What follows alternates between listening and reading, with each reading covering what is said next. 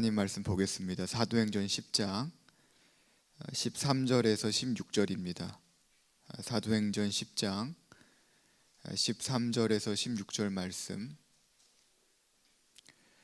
제가 읽겠습니다.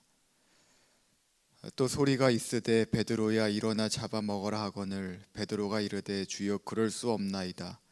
속되고 깨끗하지 아니한 것을 내가 결코 먹지 아니하였나이다 한데 또 두 번째 소리가 있으되 하나님께서 깨끗하게 하신 것을 내가 속되다 하지 말라 하더라.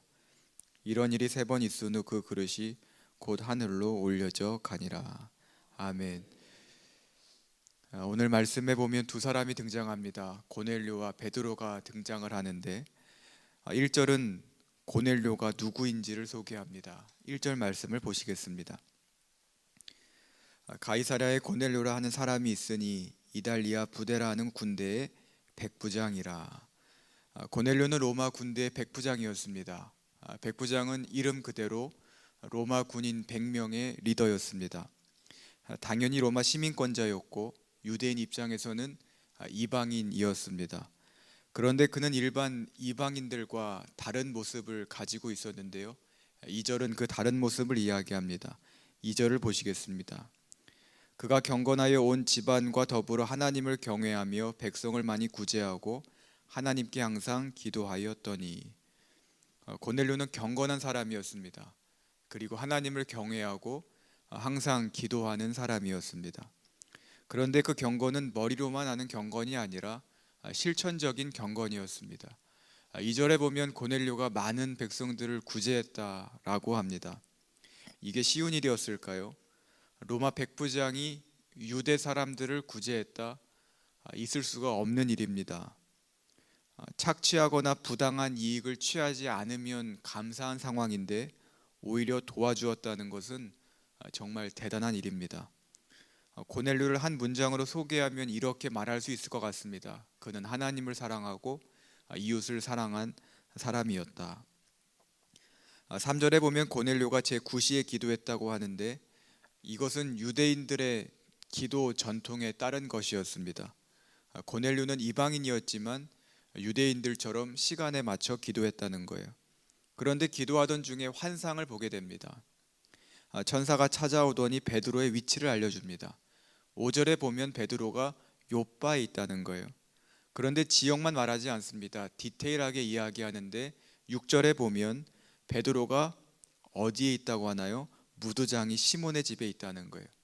그리고 그 집은 해변에 있다라고 명확하게 이야기해 줍니다.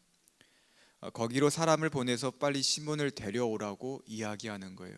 그리고 천사는 사라집니다. 만약 우리가 고넬료라면 어땠을까요? 혼란스럽지 않았을까요?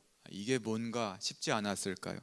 하지만 고넬료는 우리가 달랐는데 고넬료는 천사가 가자마자 바로 순종하여 사람을 욥바로 보냈습니다. 그리고 베드로 이야기가 시작이 되는데요. 베드로는 기도를 하러 지붕에 올라갔습니다. 그때 시간이 제6시였는데 지금으로 말하면 12시입니다. 배고픈 시간, 정오 12시인 거죠.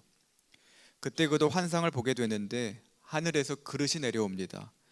그 안에 뭐가 있나 궁금해서 보았다가 깜짝 놀랍니다. 각종 4발 가진 짐승과 기어다니는 것, 공중의 새들이 거기에 들어있는 거예요. 그런데 더 깜짝 놀랄 소리를 듣게 됩니다. 일어나 잡아 먹으라는 겁니다. 이때 베드로는 그럴 수 없답니다. 날 것이기 때문에 못 먹는다 한 것일까요? 아닙니다. 그것들은 율법에 따르면 속되고 부정한 것이기 때문입니다. 그러자 천사가 15절에서 이렇게 말합니다. 하나님께서 깨끗하게 하신 것을 내가 속되다 하지 말라 하더라. 하나님이 깨끗하게 여겼다면 깨끗하다는 겁니다. 부정하게 여기지 말라는 거예요. 그러면서 먹어라 못 먹습니다. 먹어라 못 먹습니다. 이런 대화가 3번이나 오고 간 겁니다. 그리고 그릇은 하늘 위로 다시 올라가요. 분명히 천사는 두 사람 모두에게 나타나고 2명에게 똑같이 환상을 보여줬습니다. 그런데 두 사람의 반응이 다릅니다. 이해하기 힘든 것은 둘 다 마찬가지입니다. 갑자기 사람을 욥바로 보내는 것도 이해가 안 되고 하늘에서 내려온 것을 먹으라는 것도 이해가 되지 않습니다. 그런데 고넬료는 천사가 떠나자마자 액션을 취했습니다. 하지만 베드로는 어떤 액션도 취하지 않았습니다. 음식을 안 먹었을 뿐더러 하늘로 그릇이 올라갔을 때 그는 멍하니 주저하면서 가만히 있었습니다. 이방 사람 고넬료는 순종하는데 예수님의 수제자 베드로는 3번 거절합니다.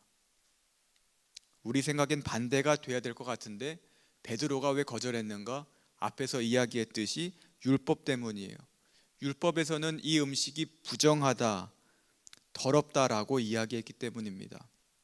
무엇보다 그 동물들은 이방인들이 주로 먹었던 동물이기도 했고 우상 숭배나 제사를 지낼 때 사용했던 동물이었기 때문입니다. 그런데 생각해 보면 누가 먹지 말라고 한 건가요? 하나님이 먹지 말라고 한 거예요. 유대인들은 왜 먹지 않나요? 하나님이 먹지 말라고 해서요. 그렇다면 하나님이 먹으라 하시면 먹어야 하는 거 아닌가요? 하지만 쉽지 않은 겁니다. 왜요? 내 안에 오랫동안 자리 잡은 편견 때문에요. 편견은 한쪽으로 치우친 생각입니다. 그런데 문제가 있는데 일반적으로 내가 치우쳐 있다는 것을 모르는 거예요. 안다고 해도 그것이 잘못되었다고 생각하지 않습니다. 나도 모르게 굳어지고 그 굳어짐이 익숙하고 편해지는 겁니다. 또한 타성에 젖어들면 편견으로부터 벗어나는 것은 점점 힘들어지는 겁니다. 설교를 준비하면서 이런 생각이 들었습니다. 고넬료의 가정을 구원하는데 그들이 성령 받는데 베드로가 꼭 필요할까? 어떻게 보면 베드로가 필요하지 않은 것처럼 느끼기도 합니다. 하지만 하나님은 베드로를 사용하기를 원하셨습니다. 그런데 사용하기 전에 해야 할 것이 있었다는 거예요. 그것은 바로 오랜 편견을 깨트리는 겁니다. 율법의 메인 생각과 엘리티즘, 선민 사상을 깨트리는 거예요. 그리고 하나님의 말씀에 순종하고 하나님의 뜻을 알게 하는 것이 하나님의 목적이었다는 겁니다. 나중에 베드로는 깨닫습니다. 하나님의 마음과 시선이 이방인에게 있구나. 하나님이 유대인만 사랑하시는 게 아니라 이방인도 사랑하시는구나. 그것을 깨닫게 되는 거예요. 그렇게 그는 성장하고 하나님의 더 큰 사역을 위해 쓰임받게 됩니다. 적용 질문을 하면서 말씀을 맺겠습니다. 한번 스스로 적용해 보시기 바랍니다. 나는 고넬료인가 베드로인가? 베드로라면 순종을 막는 신앙의 편견은 무엇인가? 그 편견이 나를 위한 것인가 아니면 하나님을 위한 것인가? 또한 그 편견이 나의 익숙함을 보호하기 위한 방어 기제는 아닌가? 한번 생각해 보시기를 바랍니다. 그리고 신앙의 편견을 믿음으로 넘어설 수 있는 여러분이 되기를 축복합니다. 하나님의 말씀에 순종하고 하나님의 뜻을 알아서 하나님의 놀라운 비전에 동참하고 참여할 수 있는 성도님들이 되시기를 예수님의 이름으로 축복합니다. 기도하겠습니다. 은혜가 많으신 하나님, 말씀을 통해 저희 자신을 돌아보게 하심에 감사를 드립니다. 저희 자신은 변하지 않고 편견에 치우쳐 있으면서 하나님께 도와만 달라고, 은혜 내려 달라고 구하는 모습이 저희 안에 있음을 회개합니다.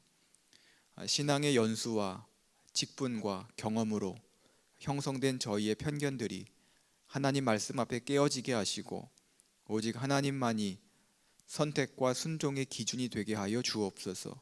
하나님이 옳다 하시면 옳게 여기게 하시고 깨끗하다 하시면 깨끗하게 여길 수 있는 믿음을 저희에게 허락하여 주시옵소서. 예수님의 이름으로 기도드렸습니다. 아멘.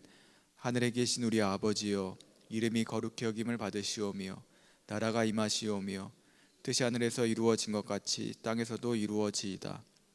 오늘 우리에게 일용할 양식을 주시옵고 우리가 우리에게 죄 지은 자를 사하여 준 것 같이 우리 죄를 사하여 주시옵고 우리를 시험에 들게 하지 마시옵고 다만 악에서 구하시옵소서.